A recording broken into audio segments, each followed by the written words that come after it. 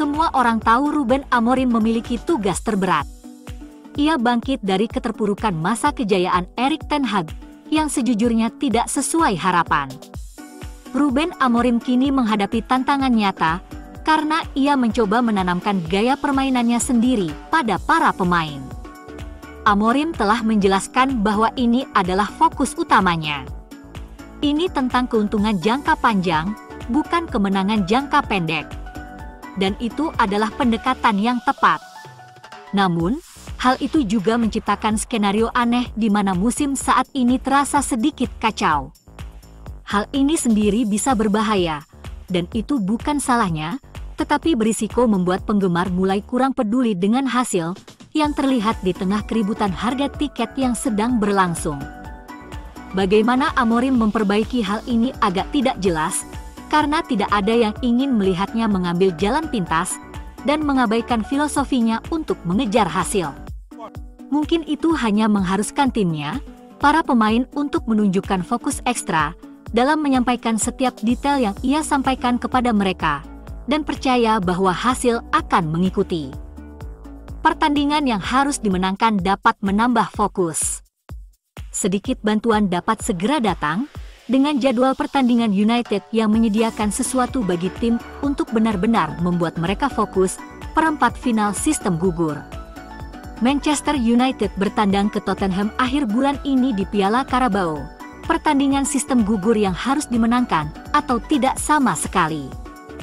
Ini adalah pertandingan yang seru, yang akan membuat Ruben Amorim hanya berjarak satu pertandingan lagi dari perjalanan ke Wembley jika timnya dapat menang. Ini adalah pertandingan yang mengharuskan para pemain United meningkatkan intensitas mereka. Ini akan menjadi ujian yang sesungguhnya bagi skuad untuk melihat seberapa banyak yang telah dipelajari di bawah asuhan Amorim sejauh ini.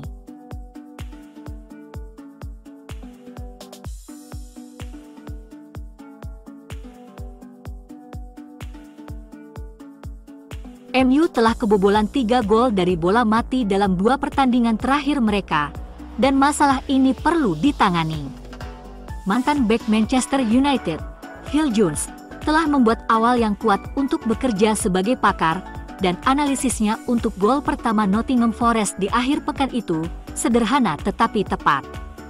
Kurangnya agresi adalah salah satu alasan gol Nottingham Forest pada hari Sabtu. Ada juga kurangnya organisasi dan komunikasi. Posisi Diogo Dalot buruk, Lisandro Martinez menjaga Nikola Milenkovic yang tingginya 6 kaki 4 inci, dan Manuel Ugarte mencoba menjaga Chris Wood. Ada banyak ketidakcocokan dan tidak mengherankan bahwa Forest mencetak gol.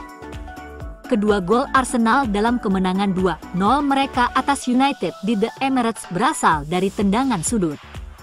Umpan dari Declan Rice dan Bukayo Saka sangat mematikan, tetapi gol-gol itu dapat dihindari. Tiba-tiba, United memiliki kelemahan yang pasti menjadi target lawan, dan Ruben Amorim harus memoles pertahanan tendangan sudut untuk mencegahnya menimbulkan masalah lagi. Hanya Wolves dan Southampton yang kebobolan lebih banyak gol dari bola mati daripada United musim ini, dan itu jelas merupakan sesuatu yang perlu dikerjakan oleh staf pelatih Amorim. Andreas Bjorksen ditunjuk sebagai pelatih bola mati United pada musim panas, dan dipertahankan sebagai bagian dari staf pelatih Amorim, meskipun baru-baru ini dikonfirmasi bahwa Carlos Fernandes telah mengambil alih kendali melatih bola mati. Dengan kekuatan dua otak dalam bola mati, United tidak punya alasan untuk menjadi yang terburuk di liga dalam bertahan menghadapi skenario seperti itu, tetapi hanya ada sedikit yang dapat dilakukan pelatih. Pemain terbaik yang dimiliki United dalam bertahan dari tendangan sudut adalah Harry Maguire. Ia seringkali mendominasi dalam duel udara dan masuk akal untuk membawanya kembali ke tim inti pada saat bola mati menjadi masalah besar. United memiliki 2 pertandingan melawan FC Victoria Pilsen dan Manchester City minggu ini, dan yang terakhir adalah pertandingan yang penting. Maguire tampaknya dijamin akan memulai setidaknya 1 pertandingan, tetapi logis untuk memulainya di keduanya dan membawanya keluar untuk mengatur bebannya di Liga Eropa.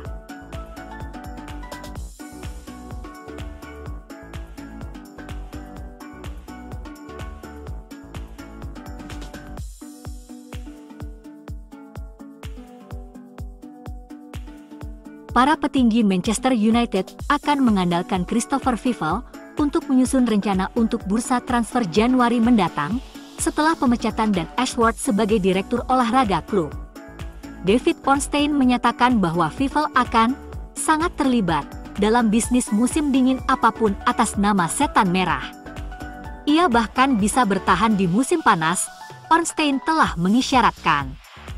Jendela transfer musim dingin akan menjadi audisi besar bagi mantan karyawan Chelsea dan RB Leipzig tersebut.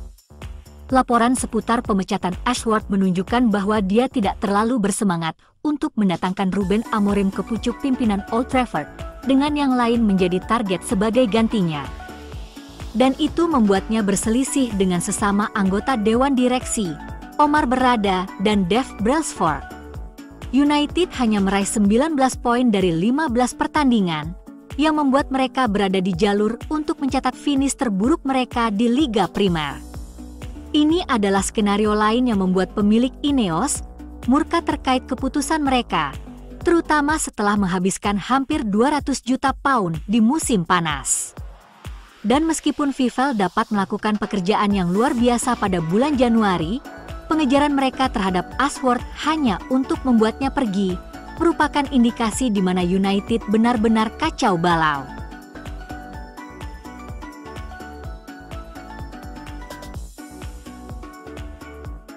Manchester United dikabarkan telah membahas penjualan pemain bintang Marcus Rashford karena alasan financial fair play.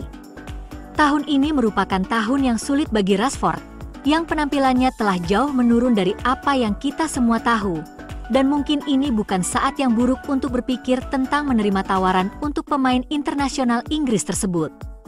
Menurut Florian Plettenberg, tampaknya Setan Merah tidak akan mengesampingkan kemungkinan membiarkan Rashford pergi, karena hal itu dapat memberi mereka lebih banyak kebebasan di pasar. Memang kita melihat beberapa tanda peningkatan performa Rashford di bawah Ruben Amorim. Jadi akan menarik untuk melihat bagaimana ini akan terjadi. Bagaimanapun Rashford pasti akan menjadi penjualan yang berisiko, karena ia cukup bagus untuk terus memperkuat klub-klub besar lainnya di Liga Premier atau di tempat lain. Bagi Rashford secara pribadi, mungkin ia akan mendapat manfaat dari perubahan suasana setelah berbagai masalah selama berada di Old Trafford. Meskipun Rashford tumbuh melalui Akademi United dan bermain untuk klub masa kecilnya, tentu saja merupakan mimpi yang menjadi kenyataan baginya. Tidak dapat disangkal bahwa ia tidak bahagia.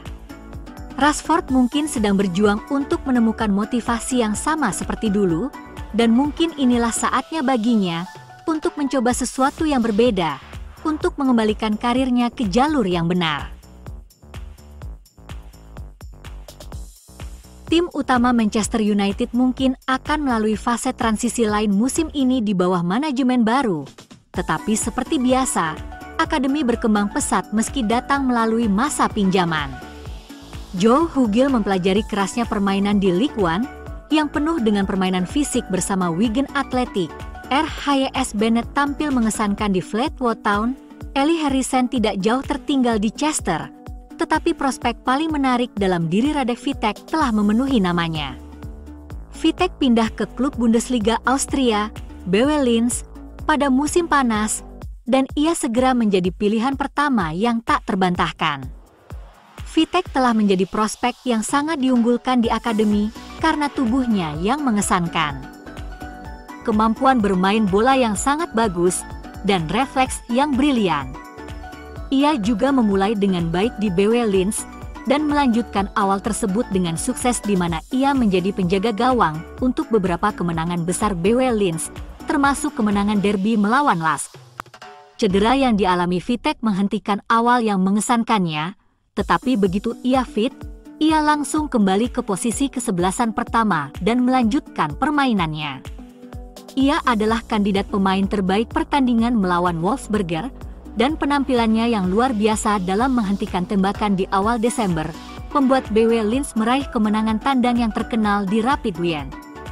Secara keseluruhan untuk musim ini, Vitek memiliki persentase penyelamatan yang luar biasa sebesar 80%. Mencegah setidaknya 5 gol untuk timnya, dibandingkan dengan apa yang akan digagalkan oleh penjaga gawang rata-rata. Vitek berusia 21 tahun pada bulan Oktober dan dengan kontraknya di Old Trafford yang berlaku hingga 2027, klub harus membuat keputusan untuk dibuat musim panas mendatang.